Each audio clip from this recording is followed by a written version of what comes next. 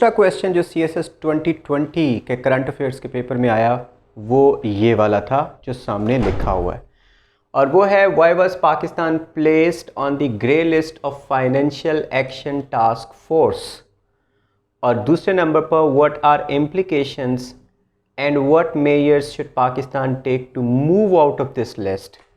अगर आप इसको देखें तो तीन मेजर इसके पार्ट्स बनते हैं। एक वाई, पाकिस्तान को क्यों शामिल किया गया, वाई रीजंस लिखनी है आपने, क्या रीजंस थी कि पाकिस्तान को फैटफ यानी फाइनेंशियल एक्शन टास्क फोर्स के ग्रे लिस्ट में शामिल किया गया। और दूसरे नंबर पर व्हाट आर इम्प्लीकेशंस, तो दूसरा हिस्सा इस क्वेश्चन का है इम्प्लीकेशंस, यानी दो पैराग्राफ जो बॉडी पैराग्राफ के बनेंगे। और तीसरा हिस्सा इसका है मेजर्स या फिर वे फॉरवर्ड या सजेशंस, कौन कौन से पाकिस्तान को मेजर्स लेने चाहिए, बल्कि सजेशन से भी ज़्यादा कौन से मेजर्स ऐसे लेने चाहिए जिसकी वजह से पाकिस्तान ग्रे लिस्ट में से बाहर आ जाए और ब्लैक लिस्ट में ना आ जाए। ये तो तीन मेजर इसके पैराग्राफ्स बनेंगे। इंट्रोडक्शन पहले लिखेंगे और कंक्लूजन एंड पर। तो 5 पैराग्राफ्स में आपने ये क्वेश्चन ख़त्म करना है। रेलेवेंट ट्रैक है, 40 मिनट्स आपके पास हैं क्वेश्चन को करने के लिए। टाइम मैनेजमेंट का उस वक़्त ही आप ख्याल रख पाएंगे जब रेलेवेंट ट्रैक है क्वेश्चन को आप सॉल्व करेंगे। सबसे पहले मैं आप लोगों को थोड़ा सा बैकग्राउंड बता दूं, फैटफ है क्या। फाइनेंशियल एक्शन टास्क फोर्स 1989 में बनाई गई, G7 का समिट हो रहा था। G7 का मतलब उस वक़्त की 7 मेजर जो कंट्रीज़ थीं, जो इकोनॉमिक पावर्स थीं उस वक़्त की 7, वो हर साल मिलती थी। तो 1989 में उनका एक समिट, एक इजलास हुआ और उन्होंने ये सजेशन दी कि एक ऐसी टास्क फोर्स हमें बनानी चाहिए जो मनी लॉन्ड्रिंग को रोके। तो इसको फिर फैटफ को क्रिएट किया गया मनी लॉन्ड्रिंग को रोककर। लेटर ऑन जब वॉर ऑन टेरर स्टार्ट हुई तो इसमें मनी लॉन्ड्रिंग के अलावा जो टेरर फाइनेंसिंग है उसको भी शामिल कर लिया गया। तो फैटफ के 2 मेजर पोर्शंस हैं। नंबर 1 मनी लॉन्ड्रिंग को रोकना, ये एक वॉच डॉग है जो कि ऑब्ज़र्व करती है कि किसी मुल्क में मनी लॉन्ड्रिंग तो नहीं हो रही, और दूसरे नंबर पर क्या टेरर फाइनेंसिंग हो रही है कि नहीं हो रही है। अब मैं आपको इसके बारे में बताता हूँ कि मनी लॉन्ड्रिंग है क्या। मनी लॉन्ड्रिंग का मतलब है कोई भी इल्लीगल तरीके से कमाया हुआ पैसा या फिर ऐसा पैसा जिसके ऊपर टैक्स पे ना किया हो। उस वक़्त के G7 की जो लीडर्स थे उन्होंने ये कंसर्न शो किया कि इंटरनेशनल फाइनेंशियल जो सिस्टम है उसमें डिस्ट्रप्शन हो सकती है या नुकसान हो सकता है अगर मनी लॉन्ड्रिंग के ऊपर काबू ना पाया गया। फाइनेंशियल सिस्टम से क्या मुराद है? इंटरनेशनल फाइनेंशियल सिस्टम, अगर आप सिंपल वर्ड्स में एक पेंडुआना लफ्ज़ में आप समझने कि दुनिया के सारे बैंक्स जो एक दूसरे के साथ इंटरलिंक्ड हैं और जो ट्रांजैक्शन होती है मनी की एक बैंक से दूसरा बैंक और दूसरे से तीसरे बैंक, आपको पता होगा कि ट्रांजैक्शंस जो होती हैं वो ट्रेड यानी एक्सपोर्ट इंपोर्ट हो तो बैंक्स के ज़रिए से ट्रांजैक्शंस होती हैं एक दूसरे मुल्क के अंदर। फिर उसके बाद किसी से एड आनी हो तो फिर ज़ाहिर है बैंक्स में ट्रांजैक्शंस होती हैं। रेमिटेंसेस किसी दूसरे मुल्क से आपके अपने नेशनलिटी होल्डर्स ने भेजने हो बैंक्स के ज़रिए से होती है। इस तरीके से और कोई भी चीज़ जो भी आपने इकोनॉमी की चीज़ अपने लिए सोची हुई है उसकी ट्रांजैक्शंस जो मनी की फ़्लो है वो बैंक्स के ज़रिए से होती है। इसको कहते हैं फाइनेंशियल जो सारा सिस्टम है उसमें मनी लॉन्ड्रिंग, जो लॉन्डर्ड मनी है, इल्लीगल मनी, वो ना आए, इससे इंटरनेशनल सिस्टम को नुकसान पहुंचेगा। तो मनी लॉन्ड्रिंग के बारे में आपको पता चल गया। लेकिन टेरर फाइनेंसिंग क्या है? चाहे लीगल तरीके से भी पैसा क्यों ना कमाया हो, लेकिन अगर वो टेररिस्ट ऑर्गेनाइजेशंस जो कि यूएनओ ने डेजिग्नेट किए हैं या मेजर कंट्रीज़ ने डेजिग्नेट किए, अगर उसको सपोर्ट कर रहा है, उसको जा रहा है फंड के तौर पर, तो वो भी फैटफ की ऑब्जर्वेशन में आएगा। तो आपको समझ लग गई होगी कि FATF financial action task force एक मल्टीलेटरल टास्क फोर्स है, एक मल्टीलेटरल प्लेटफॉर्म है जो कि एक वॉच डॉग है, दुनिया की को ऑब्ज़र्व करती है कि मनी लॉन्ड्रिंग तो नहीं हो रही और क्या अगर पैसा जो है वो टेररिज्म के लिए तो इस्तेमाल नहीं हो रहा। ये 2 चीज़ों को आपने सिंपली याद रखना है कि फैटफ का ये काम है।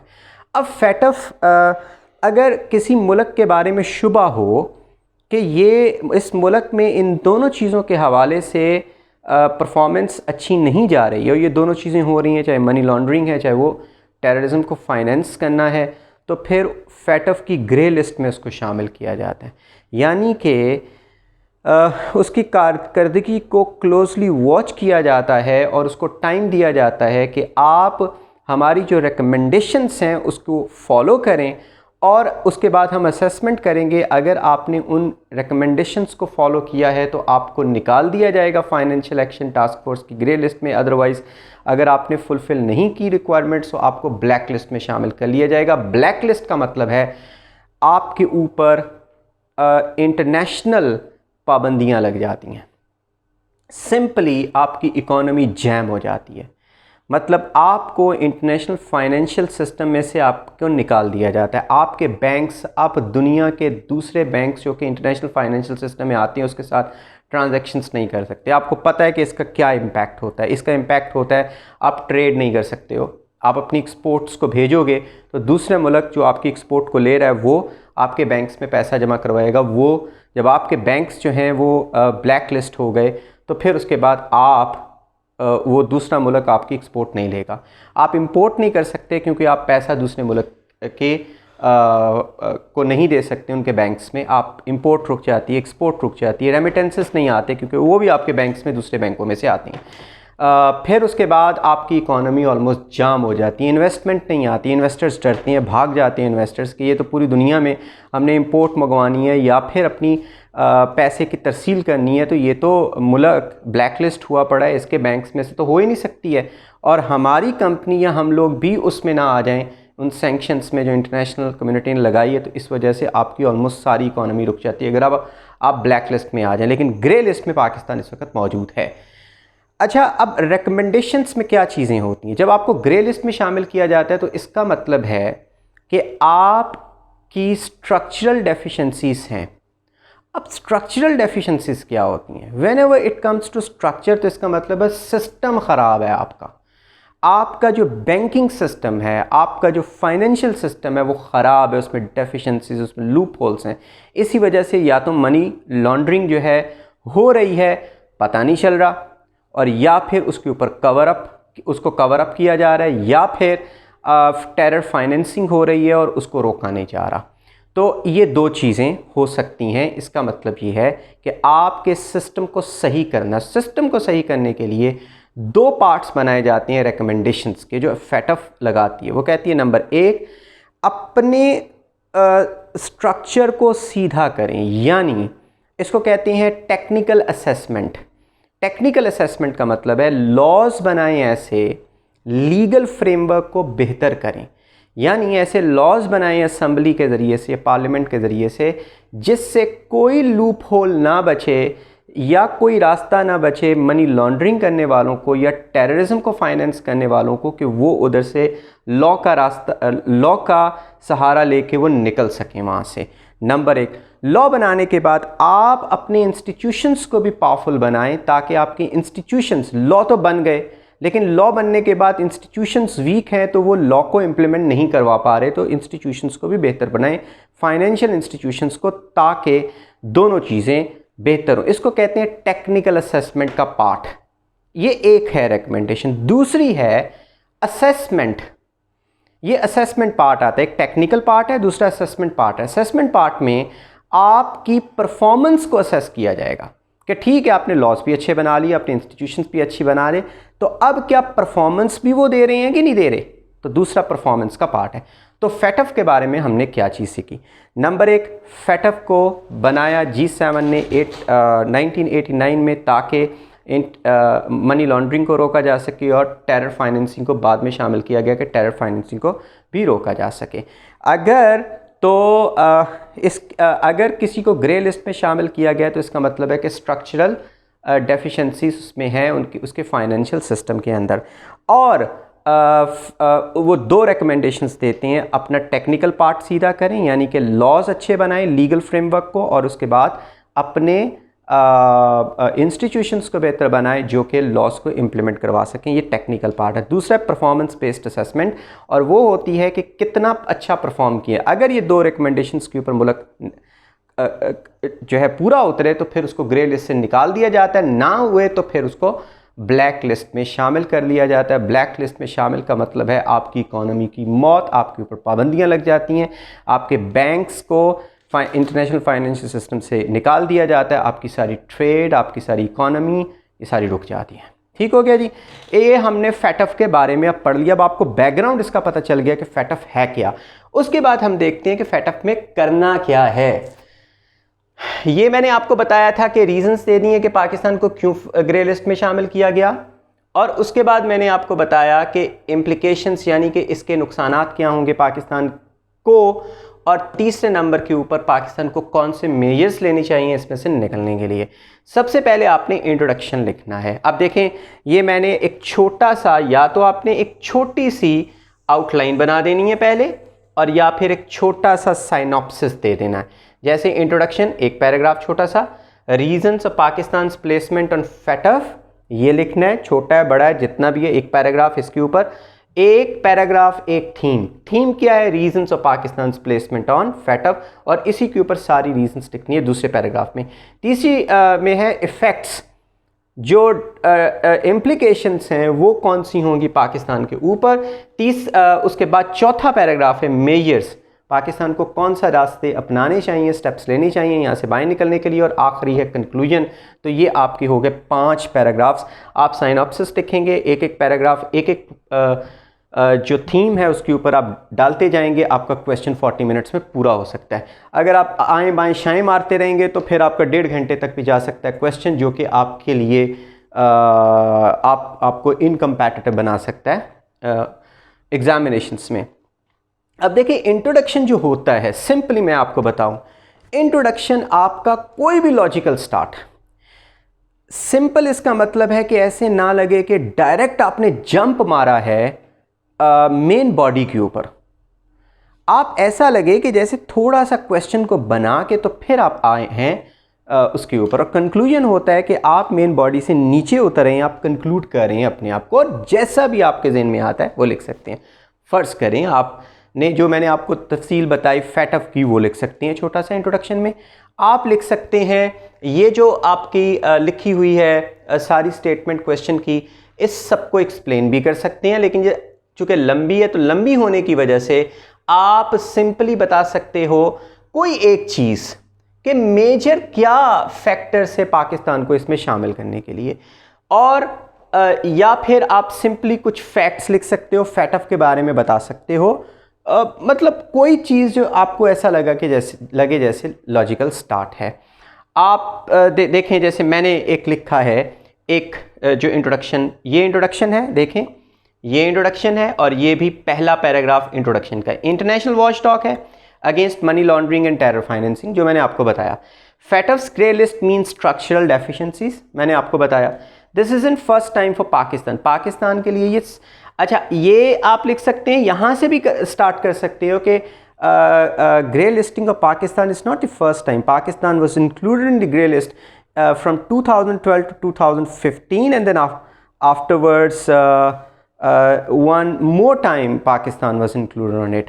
तो ये two times in the recent past Pakistan was included on the grey list, but Pakistan came out of it only because it was the political pressure upon Pakistan, and this political pressure was imposed by America on Pakistan to do more. तो उस वजह से भी ये भी आप start एक logical लिख सकते हैं, मतलब आपका दिल कह रहा है this is in first time for Pakistan, how Pakistan is an important country to be on FATF's grey list. Pakistan एक बड़ी इंपॉर्टेंट, दूसरे जो ग्रे लिस्ट के ऊपर मौजूद कंट्रीज हैं उनको देखें तो वो इतनी इंपॉर्टेंट कंट्रीज नहीं हैं, जैसे केनिया है, maybe I think Ethiopia है, और इसी तरीके से यमन है। तो they are not very important country. Pakistan is an important country, why? Because Pakistan economy is large, Pakistan's population base is larger, they are very important one for FATF, क्योंकि FATF का member बनने के लिए बाकायदा बहुत सारी कंट्रीज़ हैं जिसके मेंबर हैं, तो मेंबर बनने के लिए बड़ी बड़ा जीडीपी चाहिए, आपकी ज़्यादा कंट्रीब्यूशन हो इन इंटरनेशनल इकोनॉमी, और तीसरे नंबर के ऊपर आपकी पॉपुलेशन बहुत अच्छी खासी हो, तो उसके लिए चाहिए। तो Pakistan is one of the populated countries in the world, तो ये बड़ा इंपॉर्टेंट है। आप आगे कह सकते हो however it is more due to political reasons than financial से ज़्यादा ये पॉलिटिकल रीजंस है पाकिस्तान को फैटफ के अंदर दाखिल किया गया। कोई भी आप इतना लिख लो इंट्रोडक्शन, ये बाद में लिख लो। एक और भी चीज़ याद रखें कि सपोज़ आपका इंट्रोडक्शन बड़ा बन रहा है तो never expand introduction more than half a page, it looks very lethargic. आप 2 इंट्रोडक्शंस बना लो। इवन ऐसे के अंदर तो इस वक्त कैम्ब्रिज और ऑक्सफोर्ड में ये चल रहा है कि you can make two introductions, doesn't matter. एक आपने बनाया ये वाला, दूसरा ये वाला बना सकते हैं कि पहली दफ़ा पाकिस्तान को शामिल नहीं किया गया। लेकिन सबसे इम्पॉर्टेंट ये 2 क्वेश्चंस हैं, पैराग्राफ्स हैं, reasons of Pakistan's placement on FATF. Reasons क्या हैं? तो रीजंस मैंने लिखी है जियोपॉलिटिक्स सबसे इंपॉर्टेंट है। जियोपॉलिटिक्स का मतलब है पावर गेम, और US pressure to do more. US has been pressuring Pakistan to do more to stop militants crossing into Afghanistan, most importantly the Haqqanis, and then the Taliban syndicate, which was attacking Afghan forces and America, and now US was pressuring Pakistan to play a constructive role in the peace process between Taliban and America। तो वो do more का मुतालबा ये वाला है। कभी वो कहता है कि हक्कानीस को रोकें, उनको मारें, अब उनका मुतालबा था कि पीस प्रोसेस को कामयाब बनाएं because America wants to withdraw from Afghanistan. तो ये उसके लिए भी इस्तेमाल होता है, आप इसको एक्सप्लेन कर सकते हो। ये मैंने डॉट्स इसलिए लगाई हैं कि ये सिर्फ पॉइंट्स हैं, इसको आप एक्सप्लेन भी कर सकते हैं। Then there is an Indian influence as well, India US nexus, and both of them have forged the strategic natural alliance against the Islamic militancy in the region।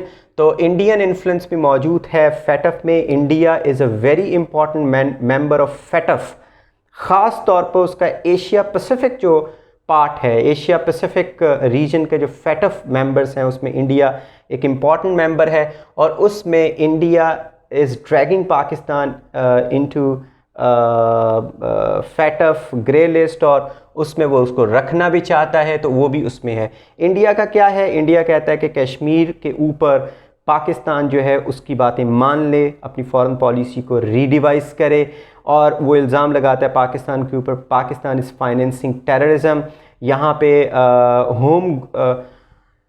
Pakistan oriented terror outfits such as Lashkar-e-Taiba, Jaish Mohammed, Hizbul Mujahideen, they are collecting the funds in Pakistan and they are perpetrating the militant activities in Kashmir and Pakistan as a state sponsoring these outfits, and Pakistan has failed to disconnect all the financing to them। तो इस तरीके से उसका अपना भी influence है, और ये पॉलिटिकल इन्फ्लुएंस होगा, इज़ एविडेंट। अच्छा, क्यों? Its political dimensions is evident from Pakistan ranking on Basel anti money laundering index. Basel anti money laundering index क्या है? ये 2017 में आया था, और मनी लॉन्ड्रिंग के ऊपर है। इट इज़ मोर, बेसल जो इंस्टीट्यूशन है या बेसल जो थिंक टैंक है, this is more financial than political.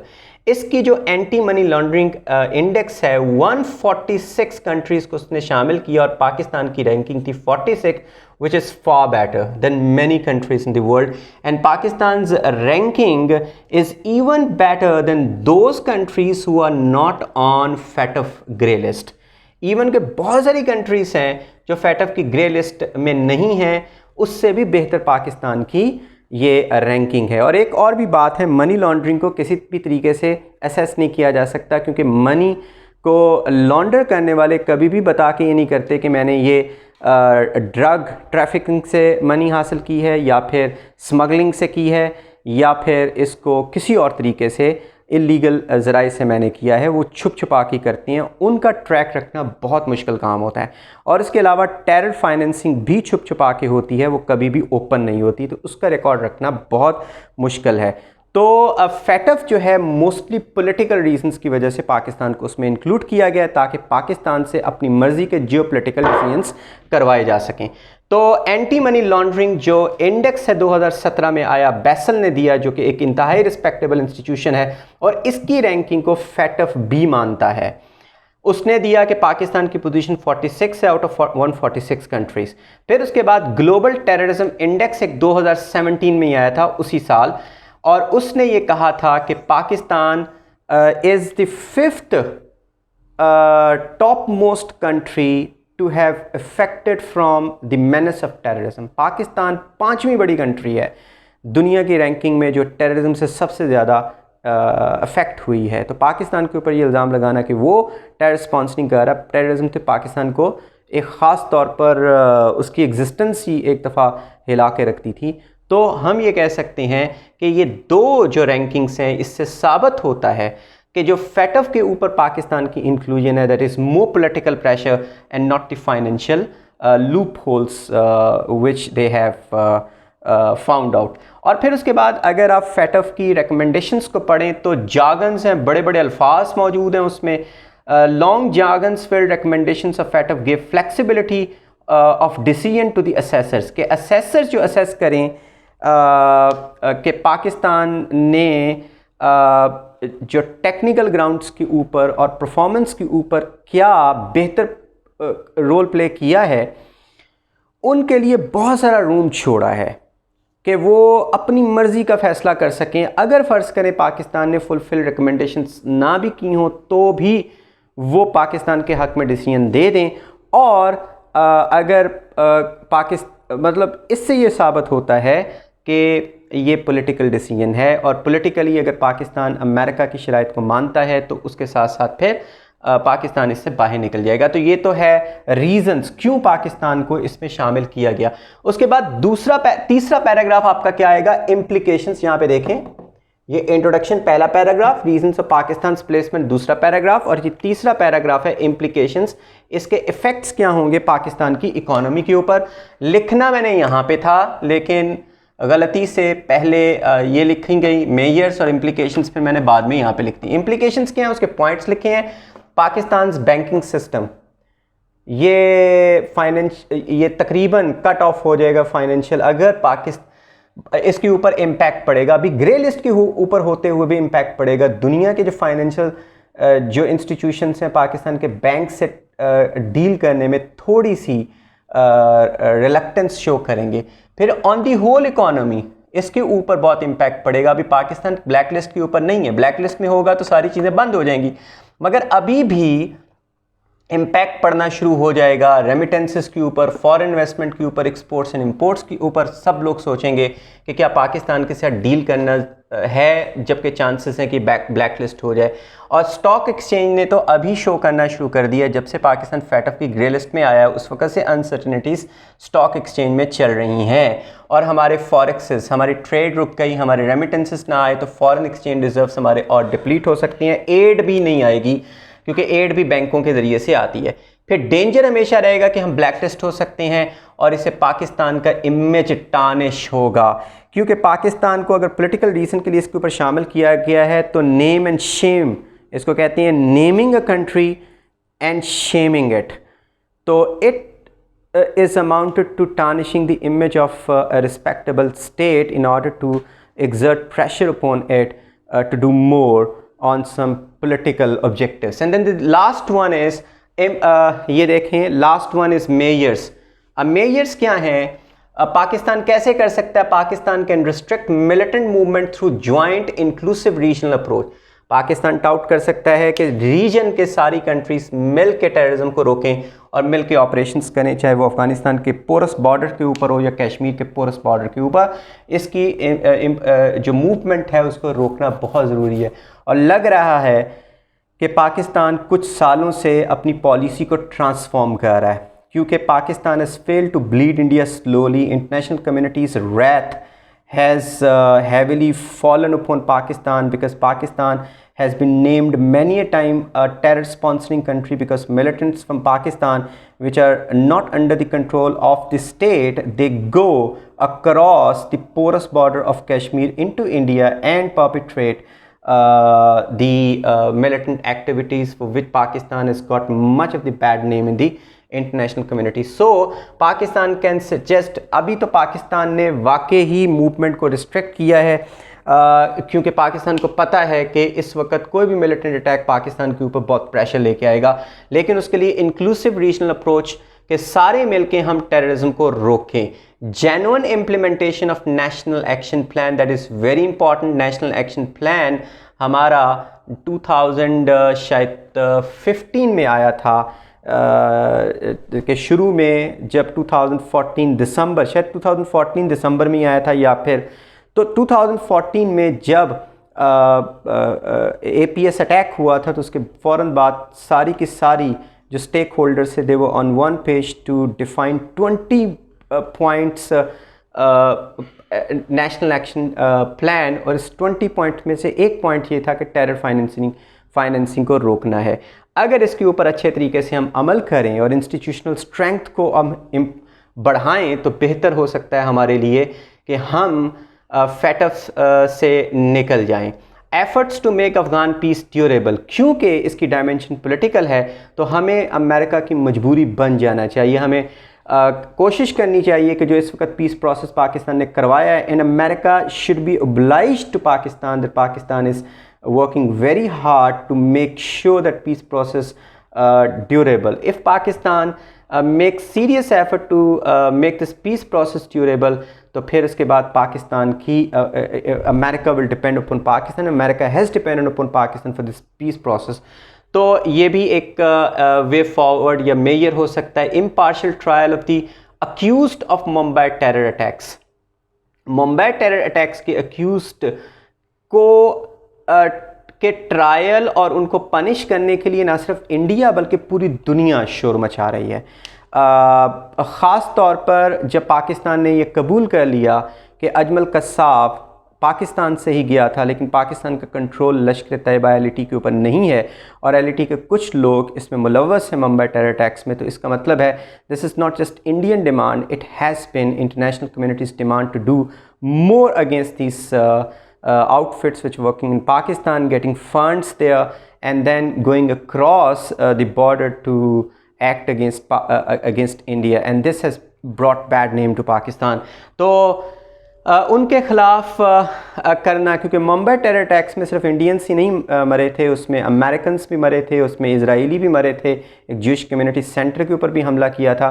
तो इसलिए सारी दुनिया अब इसमें इन्वॉल्व हो चुकी है कि इनके ख़िलाफ़ कार्रवाई की जाए.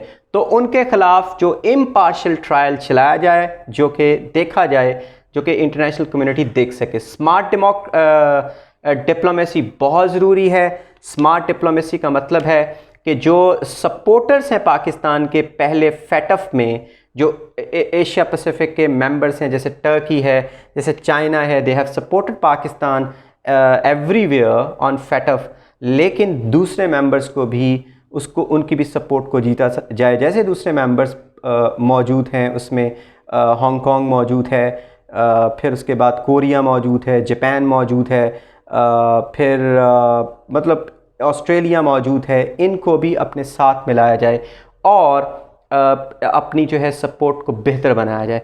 और कंक्लूजन हम क्या कर सकते हैं? कंक्लूजन मैंने आपको बताया, क्योंकि लास्ट इसमें है कंक्लूड करना. This is the last one, conclude करना. और कंक्लूड हम कैसे कर सकते हैं? हम मे बी ये भी कंक्लूड सारा भी कर सकते हैं कि this is I mean what we have seen now, I mean, this is just a political pressure upon Pakistan to dance around the flute of America and fulfill its own policy objectives, but we'll have to find out where our interests and American interests converge. And once they converge, we can not only work in the interests of in the national interest, but also we are fulfilling the international community's interests, whereas Afghan peace process is considered. यहाँ पे पाकिस्तान और America के interest जब आपस में मिल रहे हैं तो देन इससे हमारा आ सकता है बेहतर सिचुएशन। आप ये भी ना लिखें कंक्लूजन में, आप ये लिख सकते हो कि no doubt the pressure is building up on Pakistan because of FATF, but blacklisting such an important country as Pakistan is too much for America and for international community, because Pakistan is a very important country as it is helping the international community to have peace in Afghanistan, and then Pakistan is a greater hurdle and a greater challenge to the terrorists. तो हम कह सकते हैं कि पाकिस्तान बहुत important country है, blacklist करना बहुत मुश्किल है उनके लिए।